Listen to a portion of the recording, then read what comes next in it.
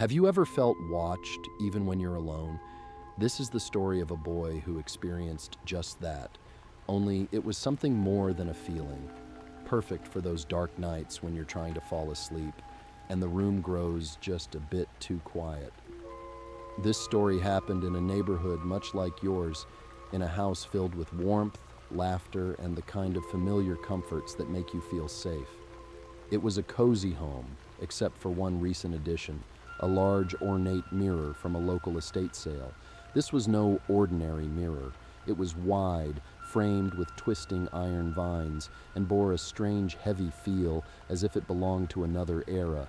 But Lucas's mom loved its vintage charm, and so it took a place in her son's room. Lucas was 8 years old, with the bright eyes and curious mind that most kids have. He didn't mind the mirror at first. It seemed big and grown up, and he loved how it reflected his posters and toys. But after a few nights, he began to notice strange things. It started small, objects in his room reflected in the mirror, but in different places than where they were in real life.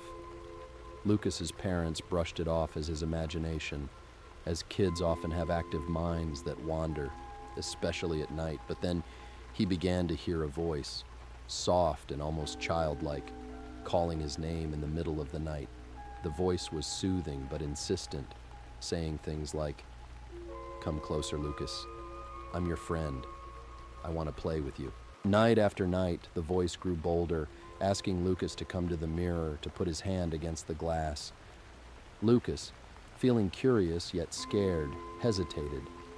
He told his mother about it, but she just reassured him, "It's probably just a dream, honey." And yet, one night, he listened. He approached the mirror, hesitating as he lifted his hand, feeling a strange, cold energy radiating from it. But he didn't dare touch it. Not yet.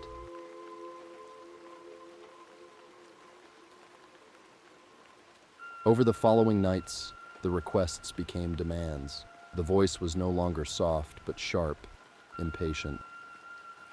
"Touch the mirror, Lucas. It's time to play."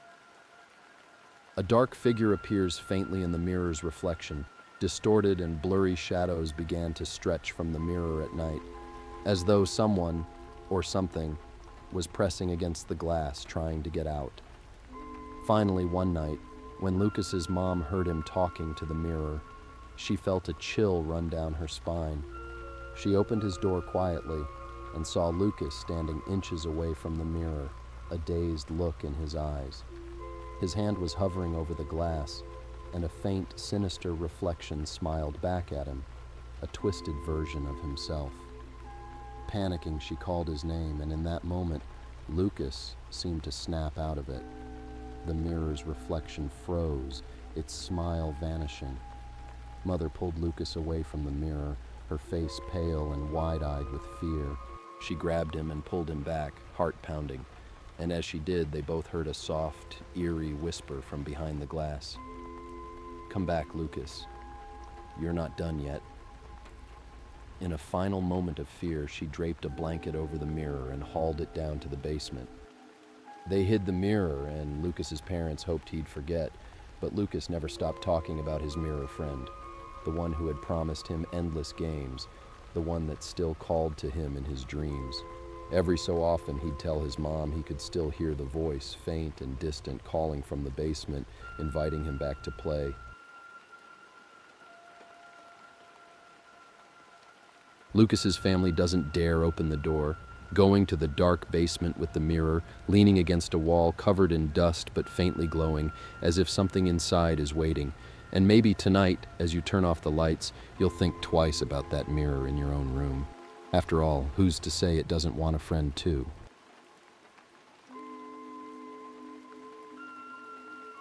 If you enjoyed this chilling tale, share your own scary stories below, and don't forget to subscribe for more haunting stories like this. Good night, and sleep tight, if you can.